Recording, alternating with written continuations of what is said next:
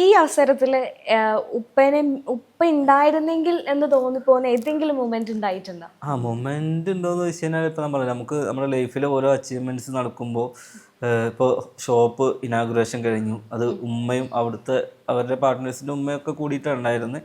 പിന്നെ house വാമിങ്ങിന്റെ time, അപ്പൊ അവിടെയൊക്കെ നമ്മുടെ ഒരു കാരണവരുടെ വാപ്പാന്ന് പറയുമ്പോൾ എന്തായാലും ഒരു കാരണവർ, വീട്ടിലൊരു മുതിർന്ന ഒരു കാരണവർ.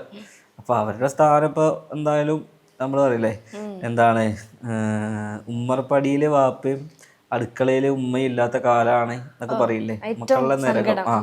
അപ്പൊ ആ ഒരു നിലവിളക്ക് നമ്മൾ പറയണം. അപ്പൊ ആ ഒരു സംഭവം എന്താണെന്നുണ്ടെങ്കിലും അതിന്റെ ഒരു പോരായ്മ നമുക്ക് എന്ത് നികത്തിയാലും ഉണ്ടാവില്ല.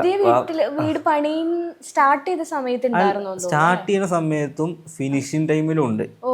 അതായത് കിണറാണ് ഞാൻ എൻ്റെ വീട്ടിൽ അവസാനമായിട്ട് കുത്തുന്നത്. അത് കോൽക്കിണറല്ല, ഈ ഒരു കിണർ.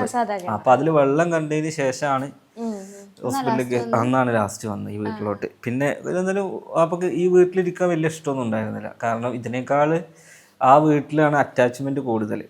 അവിടെ മരത്തുമുകളിൽ കയറിയിട്ടും അതിനൊക്കെ ആളുകളോടൊക്കെ സംസാരമൊക്കെ അവിടെയാണ്.